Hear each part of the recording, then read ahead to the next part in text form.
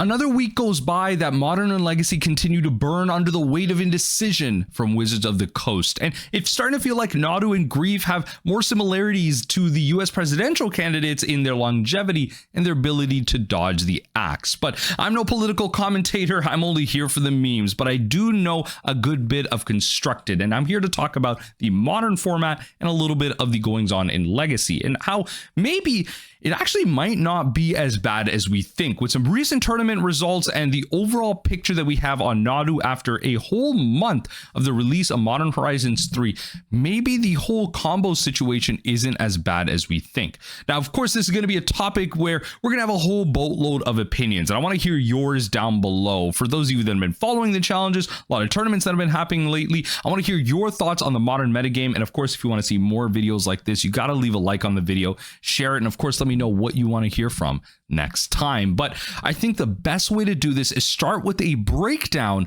of the Modern metagame. The percentages here are actually really important, especially considering the last 30 days. It's been a whole month since Modern Horizons 3 has released, so we have a pretty good representation of what's going on in Modern right now. And it's actually surprising to see that although a lot of oppression has come out of the Nadu deck, there is a control deck at the top, there is an aggro mid-range deck at the top, there's another combo deck in Storm, there's Tron at the top, mono black mid-range, some graveyard combo synergies, another graveyard combo synergy, aggro and Gruul mid-range. I mean, there's a lot happening here, a lot of combo, a lot of just kind of good value here, but somehow Jess Sky Control is still kind of close to the top here, even with the oppression that Nadu presents, which I think honestly is speaking for itself to the resiliency of the Modern player base. And I think a lot of people would also provide that as a counterpoint. A lot of these decks are probably just Modern Horizons cards with another kind of 40 cards built around 20 really good ones. And honestly, I think we just have to accept the fact that Modern has become block constructed. Modern Horizons block constructed more specifically. And whether or not the individual impacts of Modern Horizons 1, 2, and 3 is more powerful than the other is a debate that doesn't really mean much. It just means that Modern Horizons is going to help rotate the format every couple of years. And as much as I might complain about it, and I definitely will be making plenty of videos complaining about it, it doesn't mean that necessarily is a bad thing in a lot of cases, especially in a scenario like this where we do see the percentages actually even out a lot. We even see that with the oppression that something like Nadu presents with its terrible templating. I mean, the cost line of Uro and Oko can't die to bolt. The fact that the ability of kind of each creature can be targeted twice a turn. Like if this triggered only on Nadu, this would be perfectly fine. There's so many ways that they could have really brought the power level of this down. I mean, if this just died to Galvanic Discharge, this deck would be a lot more in check in terms of the removal that there is. Galvanic Discharge being one of the better removal spells in the game right now because of the energy engine that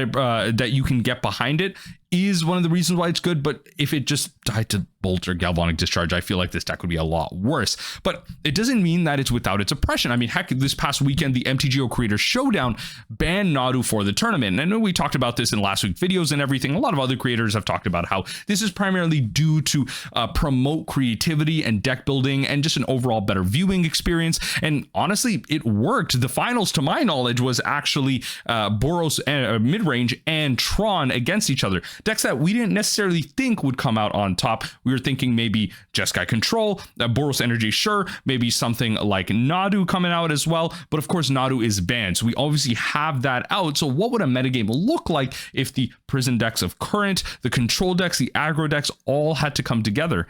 Well, that's what it really ended up being. And I think it kind of goes to show that even without Nadu, a lot of the decks that we are seeing right now would still stand the test of time in terms of that Modern metagame. So it may not be just an adaptation to Nadu, but of course it is one tournament, it is one sample size, and it also has the skew of being a bunch of content creators. These are going to be decks that they will probably be playing going into the Modern metagame after the tournaments. Obviously they want to practice them even in a Nadu-less environment, so there's a lot of biases that you can account for. But I mean, big shout out to Sam here, Islands Go. I mean, he talked about how to pronounce his @ properly at some point, but I'm forgetting it here. But 6-0, 1K Richard, GG's to Tron here. And it's actually, I don't know, like, it's surprising how far Tron has really come, right? Like this is more so like a prison list at this point. I mean, there's a couple of differentiating factors here. This isn't necessarily like the turn one Chalice type of build here. This is still playing Karn the Great Creator. It's playing One Rings, but it's playing stuff like, you know, the Sowing Myco Spawn and the Thought-Knot Seers. All His Dust is still there. Devourer of Destiny still there for helping like find what you need. But there's actually a lot of really decent cards here that make this deck list a little different. So there's some choices made here to help within a Nadu list environment, whereas something like Chalice and something like the 3-cost artifact Trinisphere, there you go, where the cards like those don't really have a lot of value in a metagame without combo. You kind of adapt and see that Tron and heck, even Boros Energy is still able to get there. So we see Modern, honestly, is able to self-correct in that aspect. But we still do see a lot of decks at the top that are using Modern Horizons cards, especially decks like Boros Energy and Jess Sky Control really become of its own because of Modern Horizons 3. Now, Jess Sky Control has been an archetype very long time. Counter spells, proactive threats, but those counter spells and those threats have changed over time. Boros Energy has not been a thing whatsoever. And I mean, it's more so like Boros mid-range. I mean, there are energy aspects to it, but really it's using that kind of amped raptor. It's using galvanic, not galvanic relay, but you know, the bolt with energy to take advantage of things. The card I'm thinking of is galvanic discharge. Now, really, Amped Raptor is here to provide a threat and cheat things out, but at the end of the day, this engine is built off of Ragavan and Flage. Really, what you're doing here is, of course, creating energy, but Ragavan is going to be that powerful turn one threat. You're using mid-range pieces like Fable of the Mirror Breaker, Abandoned Standard, and just extremely powerful. And Flage, I mean, who knew, right? A card that, I mean, by itself, who knew that this would actually end up being better than Croxa? I mean, the fact that you're not forced to play black is a big thing. White has a lot of power here, especially in the energy package, but being able to Lightning Helix over and over and over again is absolutely amazing, especially in metagames where life does matter. When you're going back and forth and trading resources, it's not so much in terms of the spells that you have, but resources in life. Gaining 3 life is actually really powerful. And heck, you know it from playing against Earl, playing against Croxa, and now playing against Flage. When this thing attacks you, you're probably losing the game at that point, right? If you're letting this thing attack you, you're probably losing the game, or they're just trying to get some bull trigger. Like, I don't know, you're either ignoring it and you've already won, or you're losing the game when it attacks you, right? This card is very polarizing. There's no in between. And yeah, I mean, there's a reason why it's spiked up so much. I mean, it was a relatively expensive card, but I'm pretty sure it spiked up to like $50 or something like that, thanks to it. But again, a lot of play. But when it comes to Jess Sky Control, I think a lot of criticism comes out of the fact that this is honestly, at the end of the day, probably just a one ring deck. It does use stuff like Tune in the narrative to power up something like Galvanic Discharge. It plays Wrath of the Skies to also be a quote unquote 2-mana board wipe. But it has a lot of the other similar pieces into Fairy Time Raveler, maybe a Snapcaster Mage or two. But at the end of the day, the primary threats here are Solitude for a little bit of life gain and Flage as well. And I mean, when you're playing the one ring, cards like Flage, cards like Solitude, absolutely slam dunks being able to gain you life and kind of undo some of the downside that these cards have. You're playing a one of Arena of Glory as well for some value to get a Flage out for haste, and just a lot of the kind of regular packages that you have out of the sideboard to take advantage of things like that. You have the Force of Negations, Prison Priests, and Draenei, Consign of Memory being one of the better blue counterspells to come out of the recent metagame. Very relevant in a world of Storm as well. I mean, all of the good stuff come together, but really people would say that this is a one ring type of deck. And the whole banning discussion around one ring is honestly a whole separate discussion. There's a lot of nuance to it. I think it splits the player base a bit more. I think more people want Nadu banned, more people want Grief banned than the one ring. I hope, you know what, I really hope a lot of you want Grief banned more than the one ring. Let me know if you don't. If you think Grief is a better, healthier card in the modern metagame than the one ring, I think we fundamentally disagree. I'm not going to lie. I think we fundamentally disagree considering how the modern metagame has adapted to this card. I don't see this card going anytime soon. If this card gets banned before Grief, ooh, I don't know. Y'all on something. That's all I'm saying. Like the vocal minority has won if the One Ring gets banned before Grief. That's all I'm saying, especially considering, in my personal bias sense, we do have a version of Mill running around that I honestly think is better than Dimir Mill when it really comes down to it. Playing the One Ring, you're playing Solitudes, you're playing Path, and this is really crab control. You're controlling the game with a lot of mainboard Supreme Verdicts, stuff like Jace the Perfected Mind to act as some kind of bigger mill spell as well, but you're clearing the board with Solitudes, Path to Exiles, the One Ring to gain cards, draw into Supreme Verdicts, wipe the board until you can find your crabs, and then win the game from there. Again, I think because the control aspect that this deck provides, I think it's honestly better than Dimir. It's just not an opinion I really wanted to push forward, because at the end of the day, I didn't want to make all my mill minions get out there and buy the One Rings. I don't want to be responsible for the spiking of this card even further and the inaccessibility of this card even further because of an archetype like Mill. But that doesn't mean that Mill needs something like the One Ring to actually succeed. I mean, if you look at the recent Modern Super Qualifier top 8, Vinny Torres has won with Azorius Mill. And if you look at the rest of the top 8, Jess Sky Control, Naya Eldrazi, Jess Sky Control, Living End, Red-White Energy appears through twice, and Through the Breach as a kind of combo deck as well. There's a lot of decks in here. I mean, heck, Through the Breach is making a big comeback here. Living End still being a combo deck of choice in this world of combo decks. It's kind of crazy to see that, yes, there are control decks, there are aggro decks, and heck, even decks like Mill can still come out on top. And the deck list here is kind of from Vinny Torres here. Also, shout out to Vinny. I mean, they've been a stalwart of the archetype for a very long time. If you kind of look through their MTGO profile, especially on Goldfish, they've been placing for so long. It's one of those names that you regularly see out, with folks like Tybalt of the Red Sub and stuff like that in the Mill leaderboards.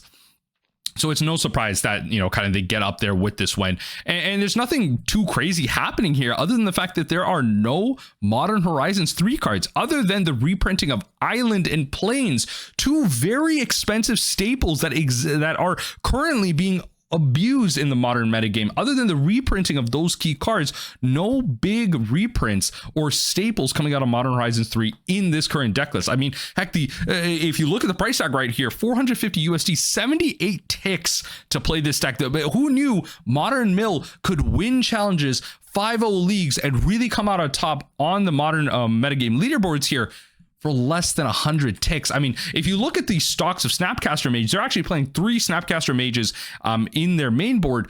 The card, I mean, on average, 25 to 30 bucks USD. This is really the price of the deck when you come to it, right? Like outside of the fetches and Snapcaster Mage, the rest of the deck is really budget. So if you wanted a way to attack the modern metagame, especially a metagame full of combo, full of Tron, full of big mana, full of honestly control, this is the single best metagame that you could think of as a Mill player. I'm gonna be completely honest, like Mill is probably one of the most sleeper decks in the modern metagame right now. If more players were playing Mill, they would be succeeding a lot more. And especially when it came to playing Mill, if you are worried about endurances, if you are worried about shuffle Emrakul's, then the best option for you is going to be to play the One Ring version, which has a lot more control options. You can kind of 1-for-1 your opponent a little bit better, hold up value, and draw with the One Ring to make up for some of the losses that you have. A lot of folks have been also testing with an energy version of the deck list as well. But again, Mill is actually one of the most sleeper decks in the format right now, considering the amount of combo, especially with the ability to shut things off with, in the Azorius versions, you have stuff like Leyline of Sanctity and Rest in Peace. But in the Dimir versions, Extirpate, Surgical Extractions, you have the regular anti-combo, the regular praying that Mill does on a metagame like this. And I think that's what's really important. But I also want to touch on Legacy. Legacy, as someone who kind of observes Legacy from the outside, I kind of play it every so often here. It's absolutely crazy to me where the metagame has landed. Almost 30% of the metagame in the last month is a Legacy Reanimator, or Scaminator is probably the kind of more appropriate name for this. I mean, really the interaction lies with Grief, right? Imagine Reanimator being perverted so much with Gristlebrand is no longer being played in it. Gristlebrand is no longer one of the better targets that you have to reanimate in this deck. It's actually Grief, and you're playing 4 mainboard Doughty Voidwalkers to kind of be anti-hate against opposing decks. I mean, if you take a look at it back, I mean, it's amazing because you can stop the lands decks, you can stop the Oopsel Spells decks, Cephalid Breakfast in a certain way as well. Like there's aspects of each and every deck in this metagame right now that kind of gets eaten alive by Grief, by mainboard Doughty Voidwalker. And you obviously have your stalwart reanimation packages in Archon of Cruelty and Atraxa if you to get with your Entombs, but this deck having a scam package on top of Force of Wills, on top of a Wasteland package, like there's so much that this deck stops. There's so much that this deck does. It's a wonder how a free spell like Grief, how no one thought that this would be absolutely busted. And which is why I think, like, look, as much as I hate Grief in Modern, I see the argument now for why Grief maybe shouldn't be banned over the One Ring. I guess in this current situation, the One Ring can be considered for more, but I think if you really want to ban a card like this in Modern, in Legacy, you have to look at its long-term effect. And especially with something as polarizing as in Legacy with Grief, the recency is absolutely insane, because taking over a third of the metagame is absolutely wild when you think about it in terms of numbers. A third of the time you're going to be playing against the same deck over and over again. Like, I mean, do you even have the tools for it? Like, do you have the tools in Legacy to get double griefed on turn one, especially against a Force of Will deck? You as a Force of Will deck getting double scammed, are you able to then win the Force of Will war? Then, you know, you lose a card off your Force of Will, then you get grief because then their grief resolved because they had the Force of Will in the days as well. How are you to stop that?